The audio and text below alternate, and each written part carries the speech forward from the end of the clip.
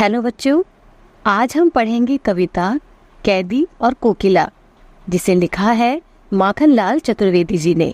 माखनलाल जी एक देशभक्त कवि और एक पत्रकार थे।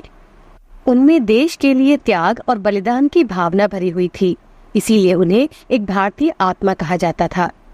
स्वाधीनता आंदोलन के दौरान माखनलाल जी कई बार जेल गए और वहीं उन्होंने भक्ति, प्रेम और प्रकृति संबंधी कविताएं भी लिखी।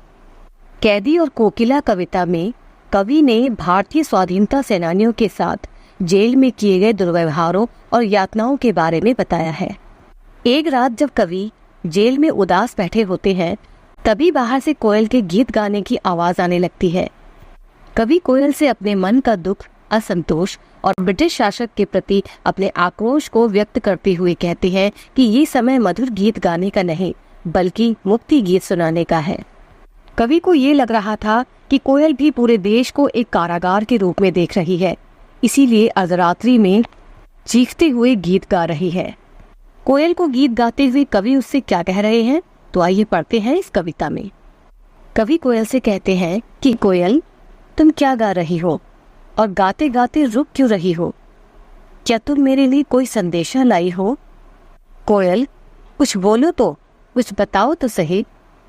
आगे कवि कहते हैं कि हे कोयल, क्या तुम्हें पता है कि जेल की इन काली ऊंची दीवारों के अंदर डाकू, चोर और बहुत से लुटेरे भी हैं। यहाँ का जो शासन है ये हमें जीने नहीं देते और पेट भर खाना भी नहीं देते हैं। इस तड़प में हम मरना चाहते हैं तो मरने भी नहीं देते। ऐसा लगता है कि जीवन भर अब दिन रात इन्हीं लोगों का कड़ा पहरा है। न जाने ये कैसा शासन है ये कोई गहरा अंधेरा छाया हुआ है।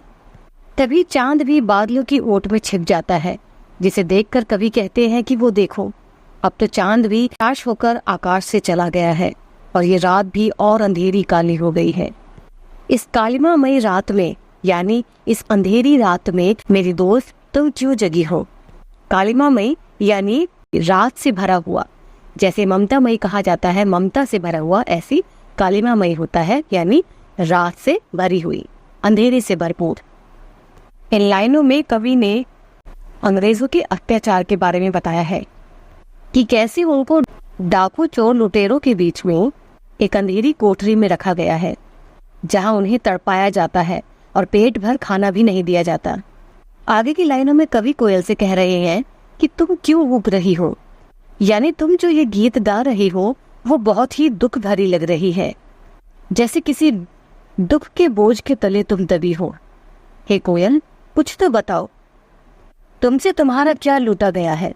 हे कोयल, कुछ तो बताओ, तुम्हारे पास ये जो मीठी आवाज का वैभव है, क्या ये तुमसे छीन लिया गया है? आगे कवि कह रहे हैं कि हे कोयल, क्या तुम पागल हो गई हो जो आधी रात को चीख रही हो? बताओ तो कोयल, क्या तुमने जंगल में लगी कोई आग देख ली है? कुछ तो बताओ कोयल। जेल में बंद होकर एक कैदी रूप में जैसा कवि महसूस कर रहे हैं, उन्हें वैसा ही वो कोयल के साथ घटता नजर आ रहा है।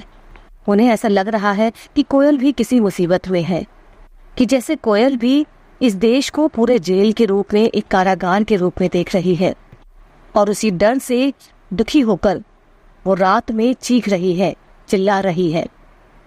आगे कवि कोयल से कहते हैं कि कोयल, क्या तुम्हें दिखाई नहीं देता मैंने जो ये जंजीरों का गहना पहना हुआ है? यह हथकड़ी नहीं, ब्रिटिश राज का गहना है। कवि कहते हैं कि जेल में हमसे जो भी काम करवाए जाते हैं, कोल्हू चलवाया जाता है, जिसमें बहुत सा अनाज पीसा जाता है और तेल निकाला जाता है। इसी कोल्हू की चर्रक चूर की आवाज ही अब जीवन की तान सुनाई देती है।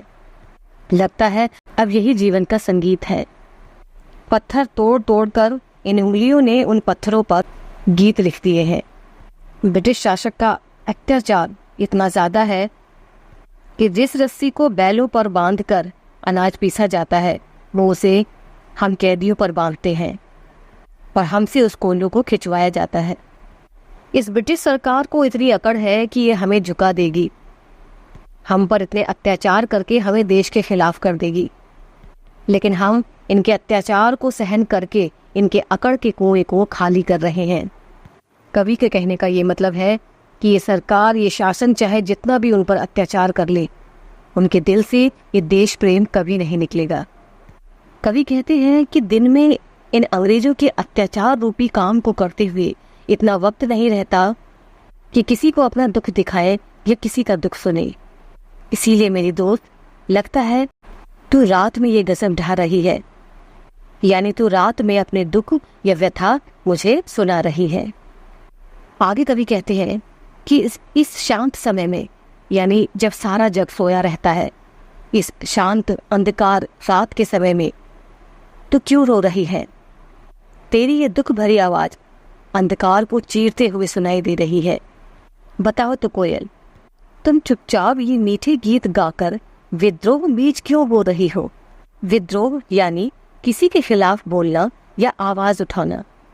इस पूरे पैरा का अर्थ है कि इस शांत समय में, रात के अंधेरे में, तो वो रोती हुई चुपचाप क्यों मधुर विद्रोह बीज बो रही हो, यानी विद्रोह के गीत गा रही हो।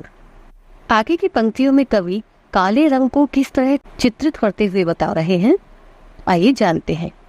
आगे की पंक्तियों में कवि कोयल से काले रंग के बारे में बात करते हुए कह रहे हैं, हे कोयल, देखना तू भी काली है और ये रात भी कितनी काली है।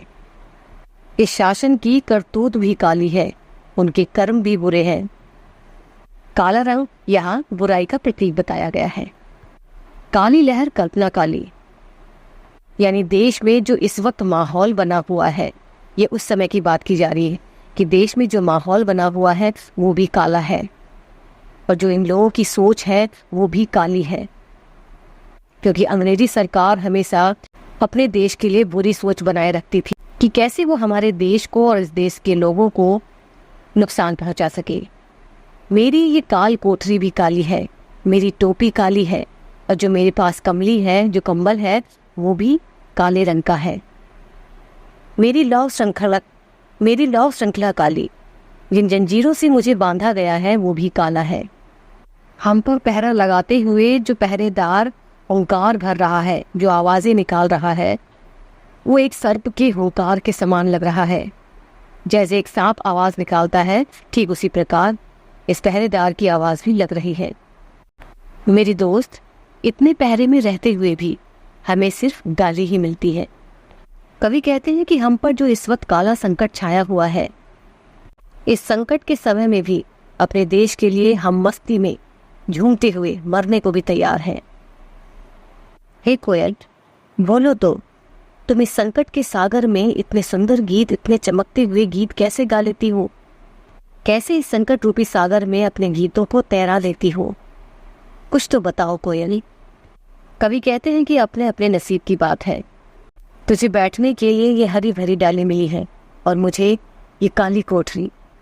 तू इस पूरे संसार में आकाश में उड़ती फिरती रहती है और मेरा ये पूरा संसार ही 10 फुट का है। तेरे गीतों को सुनकर भी लोग वाह वाह करते हैं और मैं यहाँ रोऊं तो भी गुनाह है। हे कोयल, तेरे मेरे बीच में कितना अंतर है। तो खुली हवा में सांस ले रही है और मैं एक कैदी बनकर अंदर जी रहा हूँ।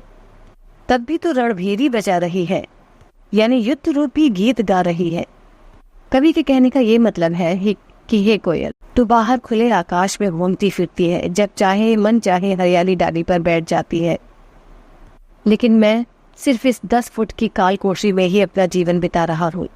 जहाँ तेरे गीत गाने से तुझे वाह वाही मिलती है, वहाँ हमारे रोने पर भी हम पर अत्याचार किए जाते हैं, क्योंकि भारतीयों के रोने से भी अंग्रेजी शासकों को भी चिढ़ मचती थी। उनके रोने पर उनको और ज्यादा सताया जाता था। इसीलिए कवि कह रहे हैं कि अंदर रहकर इस काल कोठरी में मैं क्या ही कर सकता हूँ। हे कोयल, तो युद्ध में लड़ने जैसे गीत क्यों गा रही है? इस आखिरी पैराग्राफ में कवि कोयल से कह रहे हैं कि हे कोयल, हम पर जो ये वोकार रूपी पहरा लगाया हुआ है, ऐसे में जेल के अंदर मैं अपनी रचनाएं लिखकर और क्या कर सकता हूँ। उनका कहने का ये मतलब था कि जेल के अंदर बैठे बैठे बस वो सिर्फ रचनाएं ही लिख सकते थे, उनके हाथ में और कुछ नहीं था। अपनी रचनाओं के सहारे ही वो लोगों में जागृति लाना चाहते थे, जिससे अपने देश के लिए लोगों में जागरूकता आए। हे कोयल, बताओ तो, गांधी जी ने देश को आज़ाद कराने के लिए जो व्रत रखा हुआ है, यहाँ पर मोहन गांधी जी को कहा गया है। देश आजाद कराने का जो व्रत करने में गांधी जी को जो आनंद आ रहा है, हे कोयल बताओ तो ये आनंद में और किस किस में भर दूं।